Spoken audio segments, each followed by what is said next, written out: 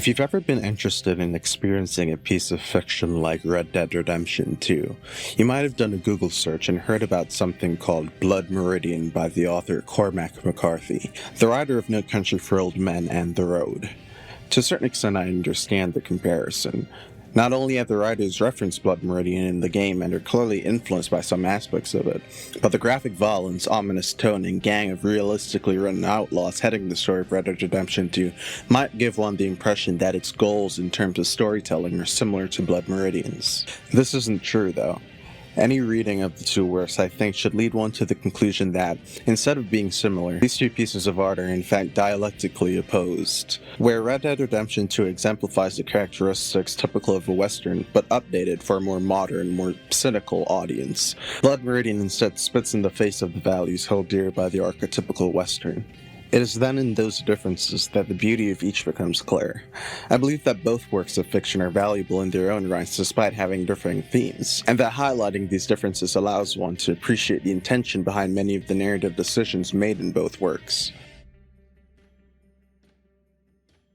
The Western is a broad genre. This incredibly popular genre of books became a more incredibly popular genre of films with the creation of the film industry, or more specifically with the film The Great Train Robbery in 1903, becoming more and more popular with the works of directors like John Ford. Soon, a third of films released in the US were Westerns, and the genre forever cemented itself into the popular consciousness. Though they eventually not so much died out as greatly diminished in their numbers starting from the 70s, so many Westerns ended up being created beforehand that, besides the setting, it's hard to pick out specific themes or conventions common to all works of the genre. The genre spans everything from romance to action to horror. Certainly, if one were to ascribe an attribute to the Western, one could find a plethora of examples to contradict that rule. When I speak of Red Dead Redemption 2 as the perfect Western, then, I'm referring to its nature specifically as the dialectical opposite of the values held by the anti-Western. Therefore, to understand Red Dead Redemption 2's position in this analysis, one must first understand the anti-Western. The anti-Western,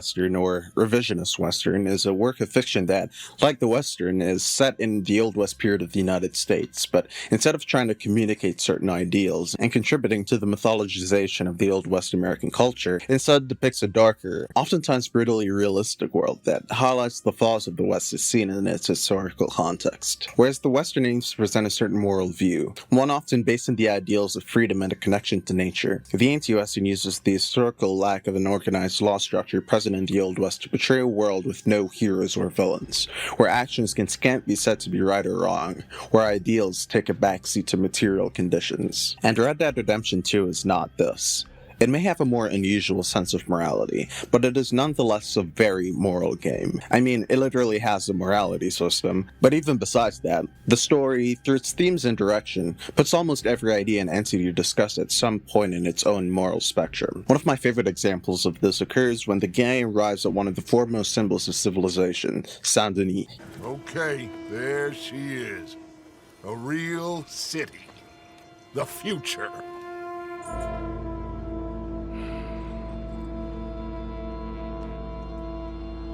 Big cities, they're always repellent. Exactly.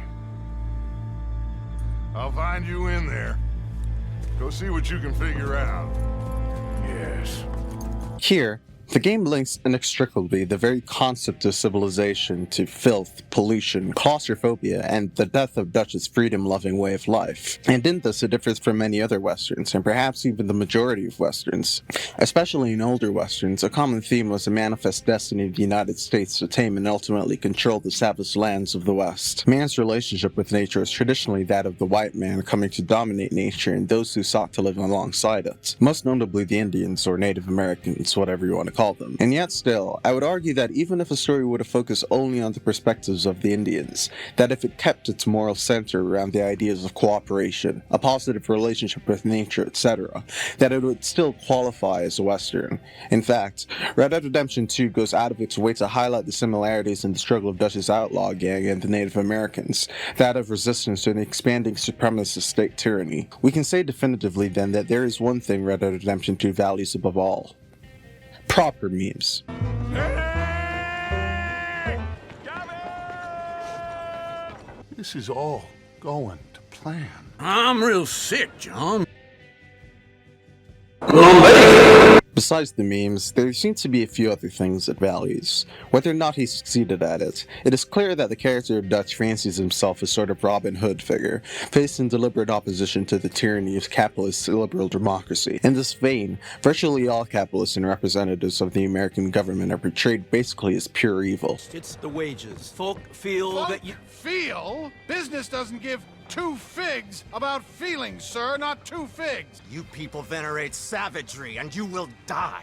Savagely. All of you. There is no escape for any of you. I shall hunt you to the ends of the earth and the end of time. Dutch should therefore be what is referred to as social bandits, specifically what Marxist historian Eric Hobsbawm in his 1969 book Bandits refers to as the noble robber type of social bandits, of which Robin Hood is an example, or some Australian bushrangers like Ned Kelly, with the Avengers, or the bandits who commanded popular respect through their brutality, and the Hydricks, or the bandits who fought specifically against a certain religious establishment. These three main categories characterize banditry that is technically illegal, but is seen as moral or otherwise acceptable by the broader public, especially the lower classes. Dutch also follows Hobsbawm's idea that the noble robber was oftentimes not as noble as we might like them to be. While it becomes clear throughout the story of Red Dead Redemption 2 that Dutch holds many things, notably his ego and desire to protect himself, over the quasi-anarchist ideas he espouses. The game never goes so far as to suggest that Dutch's entire enterprise is morally bankrupt from the start, and instead portrays these moments that Dutch loses that sense of morality as an integral part of the downfall, not only of his moral character, but of the gang as a whole. Hey now!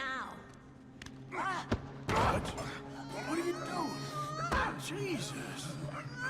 Easy, Dutch. What was that? Horrible old crone. But you killed her. She was gonna betray us, Arthur. Couldn't you tell? No. Well, I got some Spanish. She was. You keep killing folk, Dutch. I am just trying to make sure that some of us survive, Arthur. Now, shall we proceed? I guess. Listen, son, you think I want any of this? I don't know. Of course I don't. But I made a pledge to you all. We would survive, no matter what. So how did you know she was gonna betray us? What'd she say? It was in her eyes, in the way she was leading us. But you said you knew Spanish. I know human beings, Arthur. Jesus. Part of your philosophy books cover feeding a fella. The goddamn alligator, Dutch. Part that covers weakness. That part.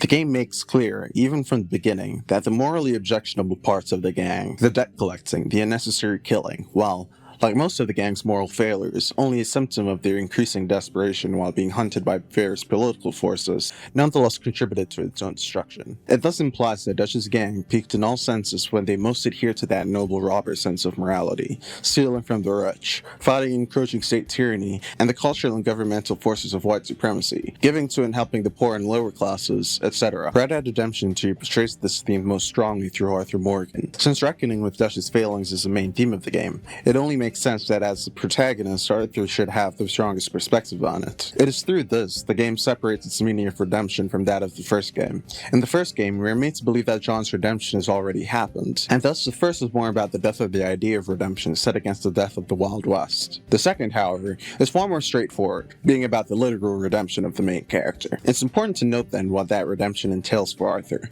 and what necessitates that redemption. The game notably decides not to characterize his entire life as an outlaw as immoral. His most heroic act involves him killing dozens of Pinkertons, after all.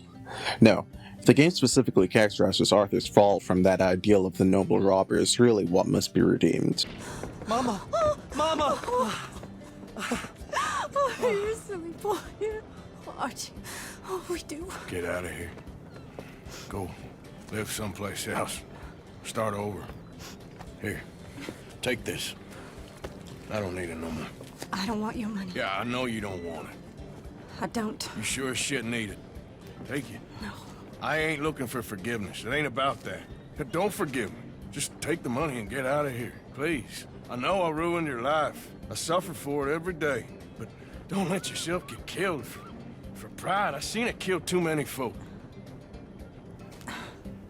Don't say anything. Don't thank me. Just take the money and pack your bags. That's all I gotta say. Thank you, Mr. Morgan. I said don't thank me. Get out of here. Please. Arthur knows in this moment that he deserves no thanks, for what he did in that moment was what he was always supposed to be doing.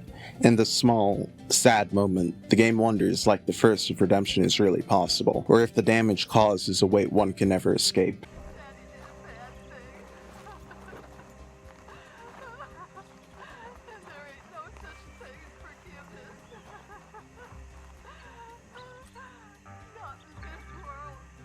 Regardless, it's clear to us, the game, and to Arthur himself that the life of the outlaw is all he knows. So much so that even though his actions accelerate his own destruction, even though every moment he spends out of bed is a moment vanished from his future, he does so anyway. For if Arthur is to even start on the track of making things right, he must do so in the way he knows how, by lending his gun to the vulnerable, and helping the misfortunate any way he can, illegal or otherwise. This is the way Red Dead Redemption 2 continues the fantasy of the noble outlaw in our modern context. Instead of telling a story about the settling of the West, it places itself in opposition to that settler mentality, to its characteristic racism and sexism, so open that the racists and sexists of today would deem it uncouth, to American civilization and its notorious destruction of nature and of marginalized ways of life, to capital, to wanton violence. It provides an aspirational view of what American life could be, where Americans only to value the right things, to do the right things. Blood Meridian does not have this view. See the child. He is pale and thin. He wears a thin and ragged linen shirt. He stokes the scullery fire. Outside lie dark turned fields with rags of snow and darker woods beyond that harbor yet a few last wolves.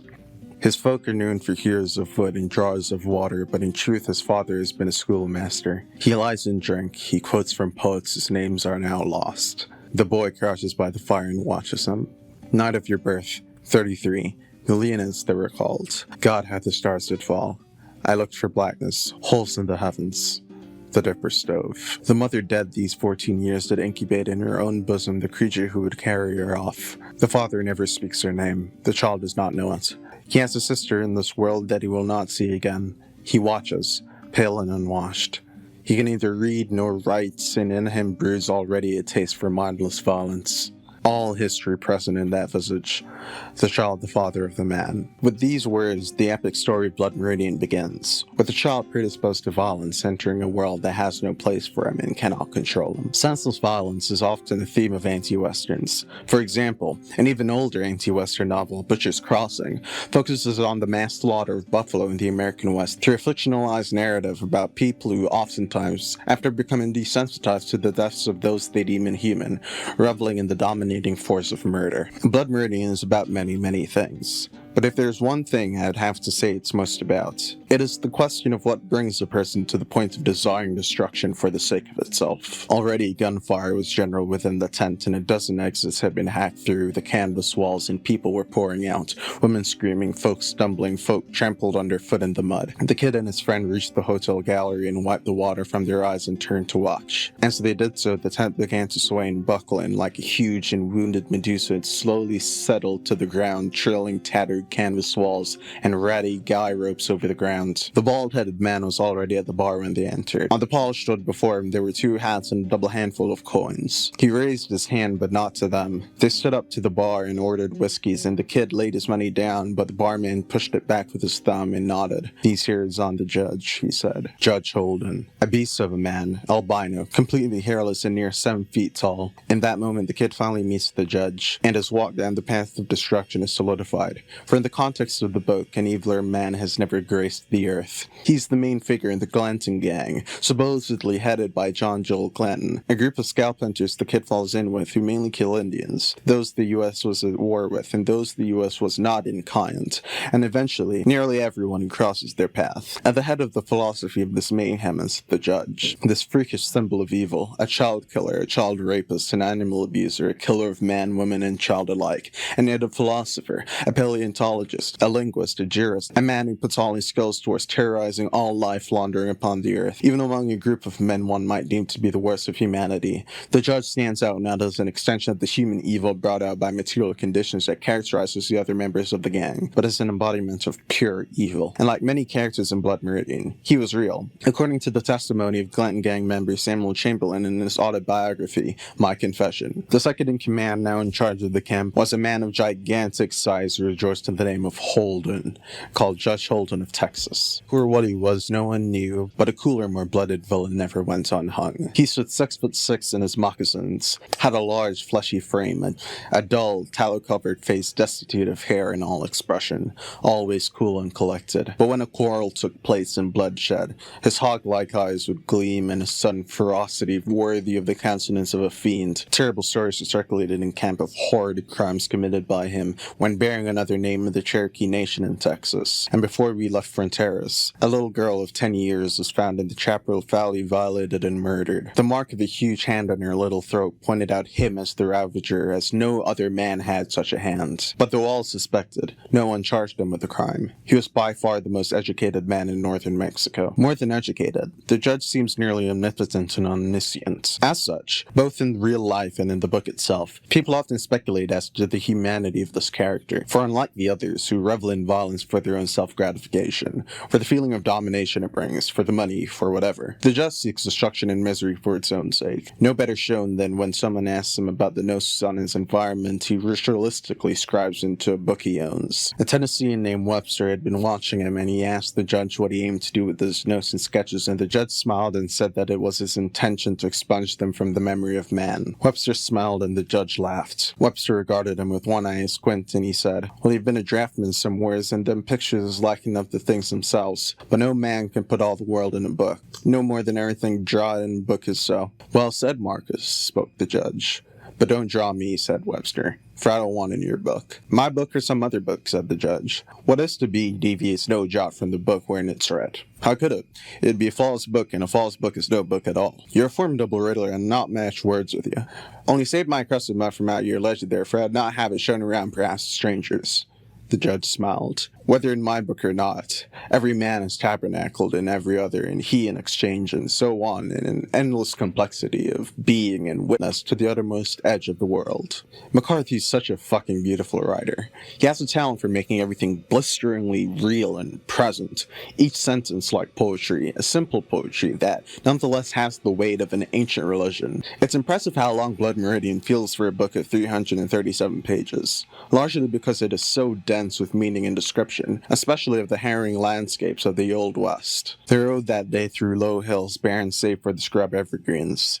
Everywhere in this high parkland, deer leapt and scattered, and the hunters shot several from their saddles, and gutted and packed them, and by the evening they had acquired a retinue of half a dozen wolves of varying size and color, that trotted behind them single file and watched over their own soldiers to see that they should follow in his place. At dusk they halted and built a fire and roasted the deer. The night was much enclosed about them, and there were no stars. To the north they could see other fires that burned red and sullen along the invisible ridges. They ate and moved on, leaving the fire on the ground behind them. And as they rode up into the mountains, this fire seemed to become altered of its location, now here, now there, drawing away or shifting unaccountably along the flank of their movement. Like some ignis fatuus belated upon the road behind them, which all could see, and of which none spoke. For this will to deceive that is in things luminous may manifest itself likewise in retrospect, and so by sleight of some fixed part of a journey already accomplished, may also post men into fraudulent destinies. Sometime in the night a party of horsemen bound for California arrived. Every man of them slumped in exhaustion.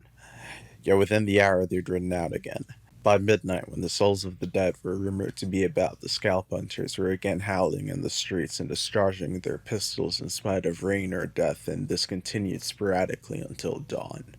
5 wagons smoldered on the desert floor, and the riders dismounted and moved among the bodies of the dead Argonauts in silence. Those right pilgrims nameless among the stones with their terrible wounds, the viscera spilled from their sides and the naked torsos bristling with arrow shafts. Some by their beards were men, but yet wore strange menstrual wounds between their legs, and no man's parts, for these had been cut away and hung dark and strange from out their grinning mouths. In their wigs of dried blood they lay gazing gazing up with ape's eyes at brother's sun now rising in the east. The wagons are no more than embers, armatured with the blackened shapes of hoop iron and tars, the red-hot axles quaking deep within the coals. The riders squatted at the fires and boiled water and drank coffee and roasted meat and lay down to sleep among the dead. And I literally just took those quotes from random parts of the book. Even in its depictions of landscapes, Red Dead Redemption 2 and Blood Meridian are dialectically opposed. While the first uses this painterly style meant to highlight and romanticize the beauty of nature, Blood Meridian depicts its details with a cold efficiency that highlights the coldness of its world. I don't know about you, but when I read those quotes, I don't feel the joy of living out an outlaw fantasy like I do playing Red Dead. I feel this is a horrible life one only falls into given the worst circumstances. For all its promises of freedom,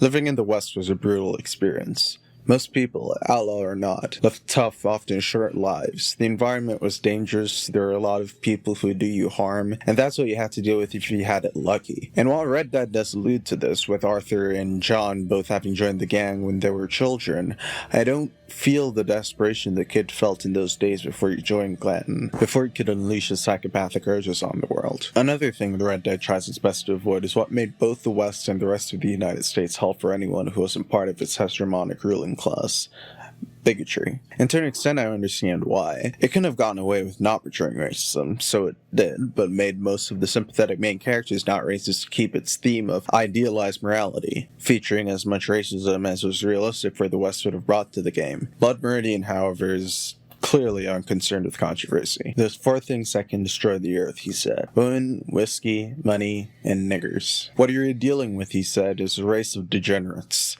A mongrel race, a little better than niggers, and maybe no better. There is no government in Mexico. Hell, there's no God in Mexico. Never will be. We're dealing with a people manifestly incapable of governing themselves. Do you know what happens with people who cannot govern themselves? That's right. Others come in to govern for them. They saw the governor himself, erect and formal within his silk-lined sulky clatter forth from the double doors of the palace courtyard, and they saw one day a pack of vicious-looking humans mounted on unshod Indian ponies riding half-drunk through the streets, bearded, barbarous, clad in the skins of animals stitched up with thews and armed with weapons of every description, revolvers of enormous weight and bowie knives the size of clay oars, and short two-barreled rifles with bores you could stick your thumbs in, and the trappings of their horses fashioned out of human skin, and their bridles woven up from human hair and decorated with human teeth, and the riders wearing scapulars or necklaces of dried and blackened human hairs, and the horses were all looking in wild in the eye, and their teeth bared like feral dogs, and riding also in the company a number of half-naked savages, reeling in the saddle, dangerous, filthy, brutal, the whole like a visitation from some heathen land where they and others like them fed on human flesh. An interesting thing about the book and McCarthy's style in general is that not only are the characters often viciously racist, in a way that feels devastatingly true to real-life racism, but the narration is often racist as well, as seen in that last quote. McCarthy rejects the idea of an objective narrator, so that the biases of the narrator are the biases of the protagonist, despite the mostly third-person perspective. This is further amplified by McCarthy's style of using limited punctuation, most times rejecting quotation marks altogether, so that at multiple points in the story it becomes impossible to discern who is speaking. The novel through this creates a zeitgeist of that period in the Old West that involves very specific prejudices, and McCarthy invites us to consider what might happen to the mind when one is steeped in this perspective alone, every day until death. What's also interesting is that, while the gang does kill many innocent Native Americans, many are portrayed to be as mindlessly violent as the members of the gang. This too is based on some historical fact. Many raids in the vein of the notorious Fort Parker massacre are depicted, involving the killing of children, scalping, castration, etc. The novel ponders with these events on what binds these diametrically opposing forces into entering this state of mindless violence. What may cause a person to become like this, regardless of intent or justification. Red Dead Redemption 2 may be concerned with the ideals that the West represented for a lot of people, but Blood Meridian is concerned with something different, even more than just portraying the West in a more realistic historical context. West. As an anti-Western placed in opposition to the ideals of the Western, it is concerned with critically examining American culture and American ideals, through constant allusions not only to the Bible and epic works by Milton and Shakespeare, but mostly to the entire tradition of American literature. McCarthy highlights the violence and desire for domination that has plagued the American cultural consciousness since its inception. And yet, it isn't really about the genocide of the Native Americans, just like Moby Dick isn't really about a guy hunting a whale. In both cases, the prose is too thick, and the events too laden with meaning to write it off as such. What it is about, then, is questioning the very foundation upon which much of our culture is built, questioning the violence and bigotry and immorality inherent to that legacy. That's what makes it such a powerful anti-Western, and that's what makes its themes incompatible with the themes of Red Dead Redemption 2. Yet still, I find both valuable, because the messages we gain from both are not contradictory. We can recognize the evil of our past and the evil of our present. While doing that, we can strive for a better future, gravitating around certain values that can make our society better. It is only through knowing the past that one can build a better future, after all. And these two incredible works of art try to guide us down both paths. Thanks so much to Bjorn Stabel and Amalia for sponsoring today's video. If you'd like to have your name read at the end of these videos, please consider becoming a patron at patreon.com/satenmadpun. You can also make a one-time donation at paypal.me/satenmadpun. Thanks so much for watching, guys. I really appreciate your support. I'll see you for the next one. Bye.